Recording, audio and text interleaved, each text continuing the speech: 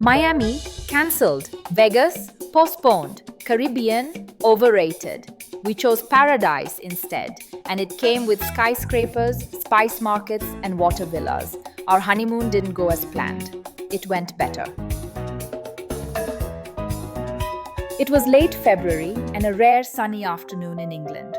We were sitting on a park bench when David broke the silence. It's time, we can't wait any longer. For the first time in 2 years, we'd managed to align our holidays. Who knows when it would happen again? We took advantage of the Easter and May bank holidays to get 18 days off by using only 9 days of vacation time.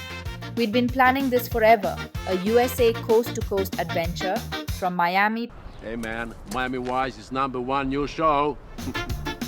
to California, passing through Las Vegas and the Grand Canyon, or something more paradisiacal like French Polynesia. Polynesia is just too far from everything. Spending 18 days there would have been too expensive, and maybe we would have even gotten bored. Or maybe not. So we thought the best solution would be a USA coast-to-coast trip with a few relaxing days in the Caribbean. While we had a clear idea of which cities to visit in the US, the dilemma remained: which island to choose for our beach escape? We had heard good things about Anguilla, but also Aruba, Antigua, Barbuda, the Bahamas, cruise from Miami, Barbados, Bonaire, Carriacou, Cayo Coco, Cayo Largo, Cuba, Culebra, Curaçao, Dominica, Jamaica, Grenada, Guadeloupe, Haiti, Isla de la Juventud, Isla Saona, Catalina Island, Cayman Islands, US Virgin Islands, British Virgin Islands, La Désirade, Marie-Galante, Martinique, Montserrat, Navassa, Petite Martinique, Puerto Rico, the Dominican Republic, Saba, Saint Barthélemy, Saint Kitts and Nevis, Saint Lucia, Saint Martin for the beach with the airport view, Saint Vincent and the Grenadines, Saint Eustatius, Trinidad and Tobago, Turks and Caicos, Vieques. Very nice. Then we faced a major issue. This is Polynesia. These are the Caribbean. Again, Polynesia. And Caribbean. The Caribbean reefs are teeming with marine life, no doubt, but many are tucked far from shore and the waters can be choppy. Not exactly the postcard tranquility we were after.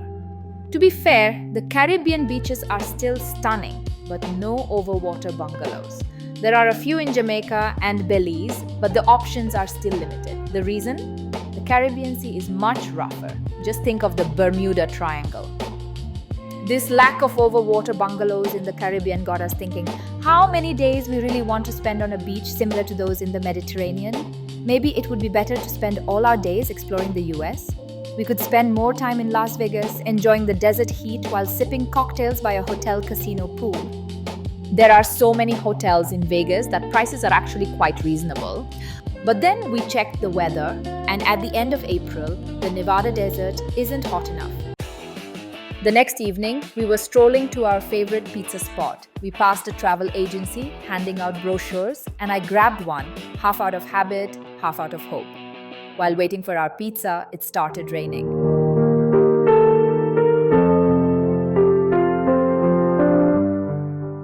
I thought to myself, I want to go somewhere so hot, I'll actually miss this chill. I unfolded the brochure, page after page of tropical gems, and just like that, a resort bursting with color, water villas stretching into an electric blue lagoon. The Maldives. This is where I want to go, and April, the perfect season. But would David agree to 18 days at sea? I needed a trade-off. Out came the phone. I started digging. Sri Lanka? Lovely, but not compelling. Dubai, though, halfway between London and the Maldives. That had potential. I shut the brochure and nearly shouted, I've got an idea, let's go to the Maldives. It's the perfect season. David gave me that ready to say no but curious look, so I added, with a stopover in Dubai. He squinted, calculating all the implications. Then with the grin of someone who's just been out-negotiated, he said, you really know how to seal a deal. Also, Las Vegas had its charm. Neon lights, rooftop pools, endless buzz.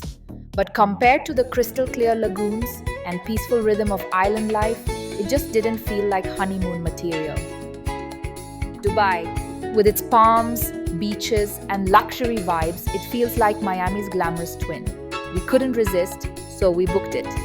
Stick around because what happened next was beyond anything we imagined. Tap that subscribe button, drop your wildest honeymoon idea in the comments, and get ready because this story is just getting started. Private breakfasts floating over turquoise water, rooftop pools that touch desert skies, a honeymoon that traded road maps for palm trees and skyline dreams.